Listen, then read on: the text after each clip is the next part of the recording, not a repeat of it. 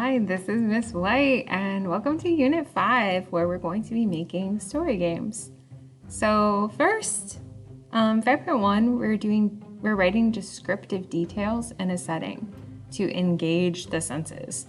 So because this is a story game, we have to paint that picture with our words instead of like another video game where you could actually see. So you're gonna have to be such good writers that the player of your game can totally imagine that they're there. So again, the learning target. Today I would choose a setting and think of sensory details about that setting so that I can make players of my game feel like they're there. I'll know I've got it when I have written a paragraph I can use at the beginning of my game. Okay, so first of all, you're gonna have to pick a setting and think about what setting would make an interesting game. So this game is about making choices. You could do something normal like school or home, but you have to think about like, how is that gonna be kind of exciting for the player to make choices? So if you're not sure what to do, you can click this link, and this is cool because you can just get random things. It's mid-afternoon, there's a storm brewing, you're on board a ship, there's a sad feel to the place. And you're like, okay, I like this, but I want to see a different location. You're in the suburbs of a city. You're in the heart of a city. So you can kind of like play with this and see what you find. So I chose night on a misty boardwalk, and the atmosphere is creepy because I like scary games, so I want to make a scary game. The optional step is for you to find photo inspiration. So I looked up creepy boardwalk and found this photo.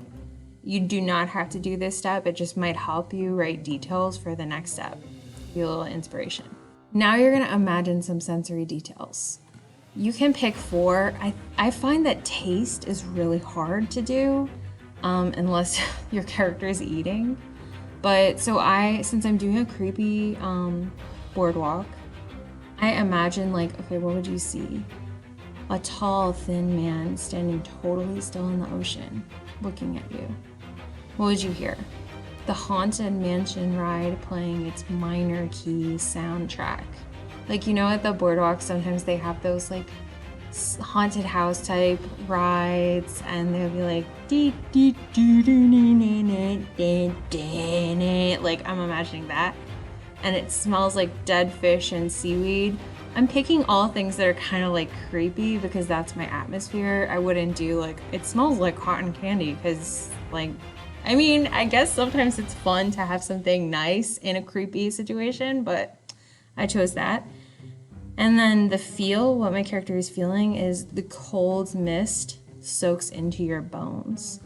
And I don't know if you noticed this, but I used you and your, because I'm thinking about writing this as like the player is the you. So I'm writing it like that because I think it will be more fun to play, but it's up to you. All right, so here's when I'm kind of putting my sensory details together to have a first paragraph. And mine is pretty long, yours doesn't have to be that long, but I'm gonna read to you what I wrote. You can't believe your friends left you at the beach. You took one small nap and then boom, everything was gone, including all of your stuff and all of your so-called friends. You climb up the rickety stairs to the abandoned boardwalk. Maybe you'll find someone with a phone and you can call your friends to come pick you up. This cold mist seeps into your bones and makes it hard to see, but you do spot one tall, thin man standing totally still, waist deep in the ocean, seemingly staring straight at you. The combination of this creep, the minor key Haunted Mansion ride music playing on through the night, and the reek of dead fish makes you feel sick to your stomach.